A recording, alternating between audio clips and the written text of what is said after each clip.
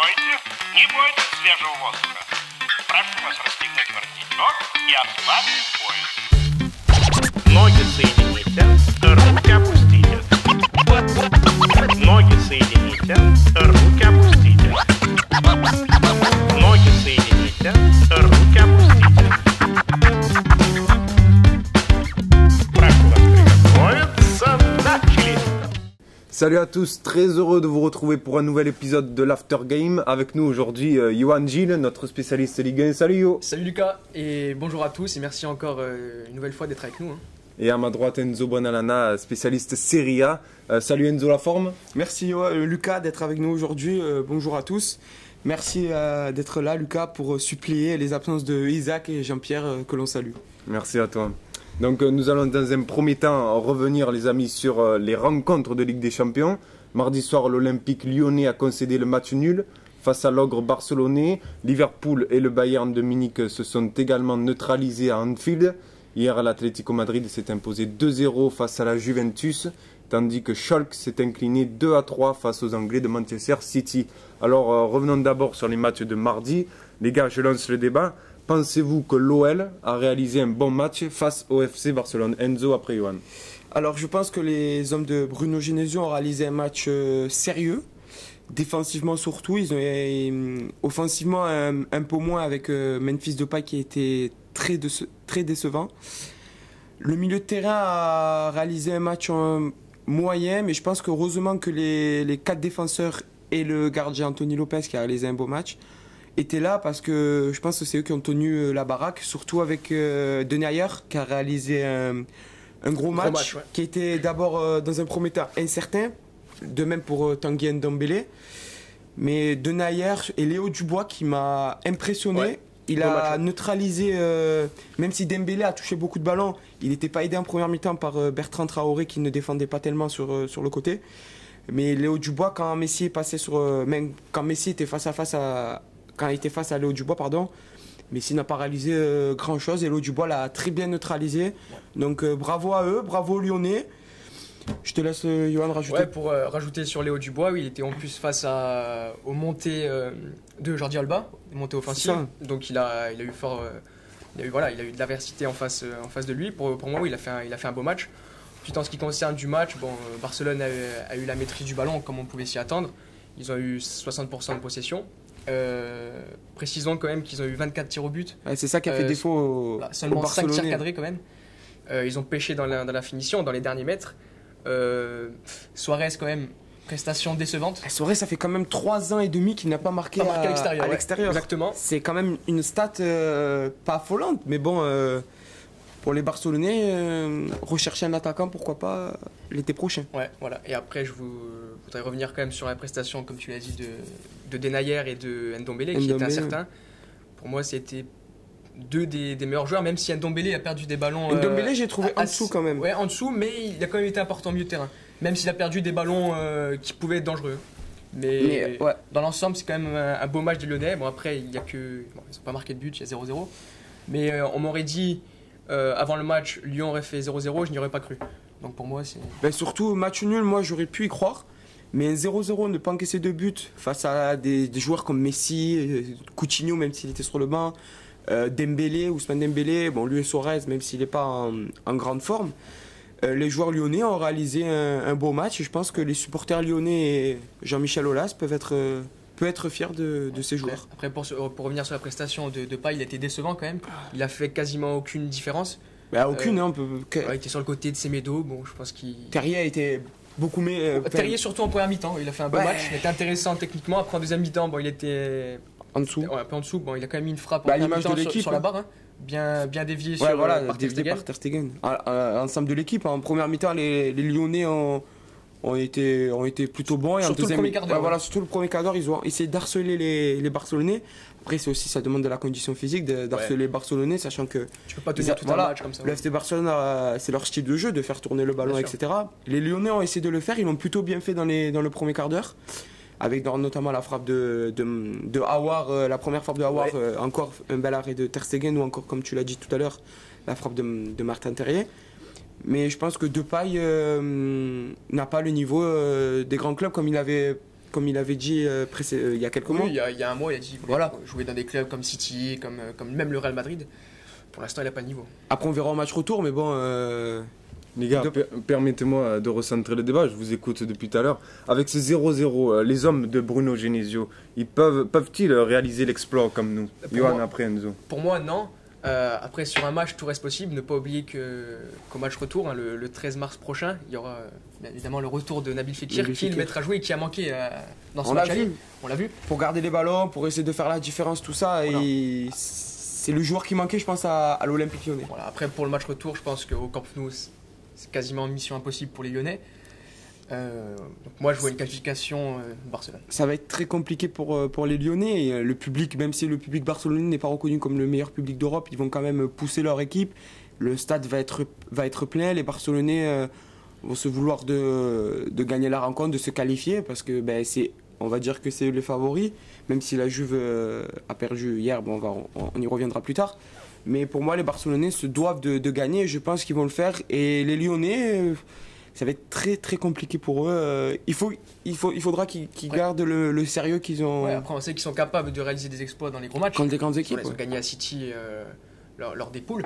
Après, c'est pas parce qu'on va gagner à City qu'on va forcément gagner à Barcelone. Donc, Surtout qu'après, c'est deux contextes différents. Le match de City, c'est un match de groupe. voilà, là c'est un match à Alors, élimination directe. Voilà, Donc, c'est match à élimination directe. Donc je pense que le Barça va jouer le coup à fond. Mais lors de la dernière vidéo, nous avons dit que les Barcelonais n'allaient ne pas les prendre de haut, qu'au contraire, ils les craignaient. Mais moi, j'ai trouvé plutôt le contraire. J'ai trouvé que le match au Parc OL, j'ai trouvé que les Barcelonais jouaient un peu à la facilité. Pas la baballe, mais Ouais, ils ont un peu déjoué. Mais voilà, ils ont un peu déjoué. j'ai quand même trouvé que c'était un match plutôt bizarre.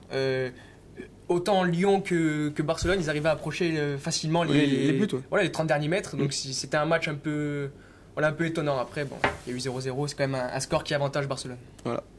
Et deuxième thème abordé aujourd'hui, c'est le match qui a opposé mardi soir Liverpool contre le Bayern Munich. Les deux équipes se sont quittées sur un score nul et vierge. Johan, Enzo, d'après vous, le résultat avantage quelle équipe? Enzo après Johan. Liverpool. Pour moi, c'est le Bayern Munich. Donc pourquoi le Bayern Munich? Parce qu'ils sont quand même allés chercher un nul, un 0-0 à Liverpool, et ils reçoivent le match retour. Donc ça reste un avantage. Après, toi tu vois Liverpool, mais pourquoi? Alors, pourquoi Liverpool? Je dis avantagé, c'est peut-être un mot fort, mais pour moi, Liverpool pas pris une option, mais je pense à réaliser un bon résultat. Une option, quand tu fais 0-0 à domicile, pour moi, non, c'est pas une Mardi, option. tout d'abord parce que le Bayern n'a pas marqué à Anfield. Tout à l'heure, on parlait de Barcelone qui pour nous allait s'imposer, mais c'est Barcelone, donc Barcelone, ils vont marquer, je pense. Sachant que Bayern et Liverpool, c'est deux équipes quand même qui se valent. Donc Liverpool ne peut marquer qu'un but, ne peut pas en prendre et aller en prolongation ou même au tir au but. On sait que Liverpool a trois grands joueurs devant, Mané, Salah et Firmino, même si ils n'ont pas réalisé un match exceptionnel mardi. Mais pour moi, Liverpool peut se qualifier et pour moi a pris une option, pas une option, mais a fait un bon résultat hier, mardi. Pour moi, non. Quand on se déplace, on va chercher un 0-0. Enfin, surtout pour Liverpool, quand on concède le nul 0-0, pour moi, c'est pas un avantage. Après, tout reste à faire. Hein. Comme tu as dit, Bayern ne sont pas marqués non plus à l'extérieur. C'est pour ça. Mais si on prend sur la forme générale, le Bayern revient quand même bien en forme. En championnat, ils sont de retour en forme, ils commencent à mieux jouer. Pour moi, ils sont quand même favoris. Je les vois s'imposer. Hein. Je les vois se qualifier et ne pas oublier quand même, c'est des grands joueurs. Bayern Munich, dans les grands matchs, ils savent répondre présent. Après, je pense que le piège du Bayern, c'est ne pas se découvrir. Parce que si à ce moment-là, ils se découvrent, ils veulent absolument marquer. Je pense au contraire, ça va avantager les joueurs de Liverpool. Parce que si Bayern se découvre, automatiquement, ça va créer des brèches pour les Salah, Firmino ou encore Sadio Mané. Qui ont été auteurs d'une prestation décevante. Voilà, décevante. Excusez-moi de te couper, mais je trouve qu'on a vu quand même un excellent Fabinho et un décevant Mané. Ouais, je suis tout à fait d'accord avec toi, sachant que Fabinho est plutôt un joueur en milieu de terrain, une sentinelle, on va dire. Et il joue en défenseur central. Hein. Voilà, c'est pour ça qu'il a joué en défense centrale et il a fait un match plutôt correct, même très très bon. Ouais, en l'absence de Van Dijk. Van Dijk qui était suspendu et de Lovren qui est blessé. Ouais. Donc oui, il a fait un beau match. Et après, quant aux prestations de Mané et Salah, oui, ils ont été décevants. Offensivement, certes, ils ont eu des occasions, ils ont eu des opportunités, mais il a manqué de la justesse dans les derniers mètres. Pareil, c'était un match bizarre, 0-0, je m'attendais... On s'attendait à un match. On l'avait dit en préambule, on s'attendait à une victoire d'une des deux équipes, ou alors à beaucoup de buts. Au final, 0-0, Lyon-Barça, 0-0. Huitième de finale, peut-être décevant entre les quatre équipes, on va dire. Et poursuivant avec les matchs de mercredi soir, il faut rappeler que les buteurs de l'Atlético sont Jiménez et Godin. Donc les gars, pensez-vous qu'avec le 2-0, l'Atlético est le favori pour se qualifier en quart? Johan après Enzo. Favori, je ne sais pas. Je pense pas, mais en tout cas, c'est une belle option.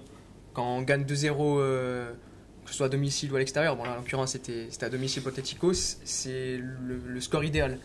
Après 2-0, c'est quand même... ils peuvent remonter ce score, la Juve à domicile. Après, en ce qui concerne le match, première mi-temps plutôt à la faveur de la Juve. Par contre, en deuxième mi-temps, ils ont totalement déjoué. Je ne sais pas ce que tu en penses, Enzo, un peu sur la deuxième mi-temps de la Juve, et même sur le match en général. Voilà, d'abord, revenons sur la question de Lucas. Pour moi, l'Atlético n'est pas favori, mais après, comme tu l'as dit, une option. Après, aller jouer au Juventus Stadium, à l'Allianz Stadium, c'est très compliqué. On se rappelle avec Monaco, c'est des clubs français, on se rappelle avec Monaco qui s'était déplacé à Turin. Après, pour revenir sur le match de mercredi, première mi-temps, comme tu l'as dit, à l'avantage des Turinois, et deuxième mi-temps, on les a pas reconnus. Je pense qu'ils sont restés au vestiaire et je sais pas qu'est-ce qu'ils attendaient. Après, ça reflète un peu, les joueurs reflètent un peu sur leur coach. Massimiliano Allegri, je n'ai pas du tout compris ses changements. Il a été plutôt dans la réaction, oui, au lieu d'être on va dire dans l'action. Mais il a toujours réagi. La Juve se prend le premier but refusé, mais il fait quand même rentrer un joueur. Il se dit, il y a un problème. La Juventus se prend le premier but, inscrit par Jiménez. Il fait rentrer un autre joueur.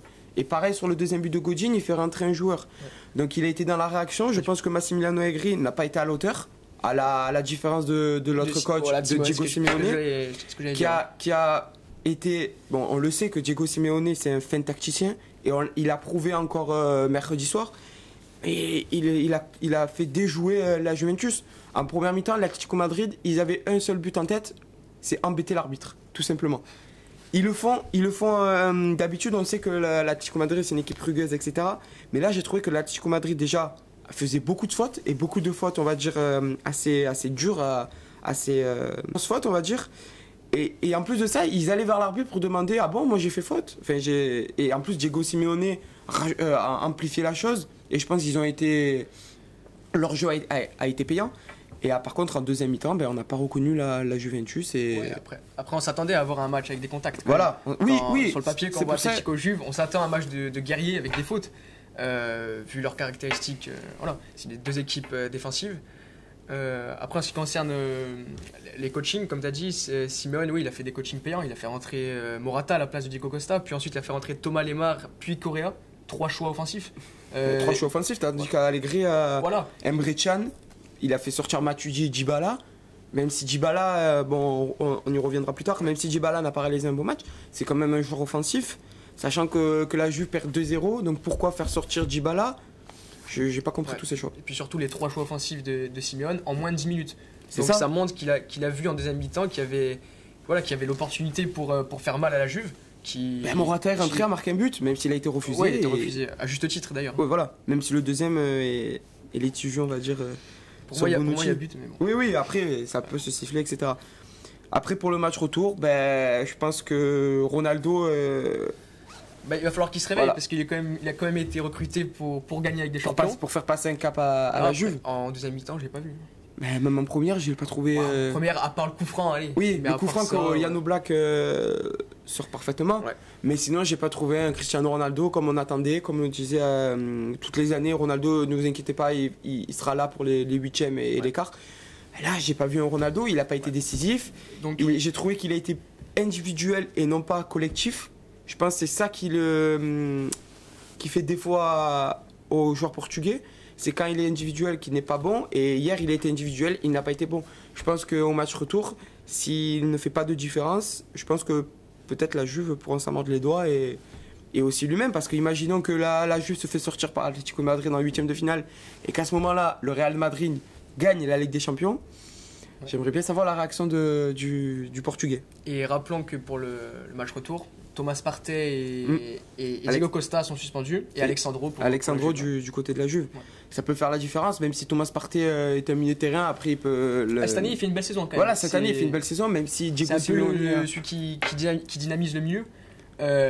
Bon, après là, il a sorti à l'heure de jeu, mais je le trouve intéressant quand même. Même si Diego Simeone a plusieurs choix, donc tu l'as dit, Correa qu'il a fait rentrer, même s'il Ouais. peut le faire jouer. Plus un choix offensif. Ouais, mais plus bon, un choix offensif. le Après, terrain, oui, il mettra Rodri avec Coquet. de toute façon, on va pas se le cacher, il va jouer défensif. Ah oui, Il va procéder en exploiter contre après. tous les contres.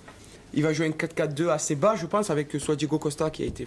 Enfin bref, Diego Costa ou Là, Anthony il sera Griezmann. suspendu, Costa. Tant mieux. Ce sera Morata qui va jouer. Ouais, parce qu'il a été...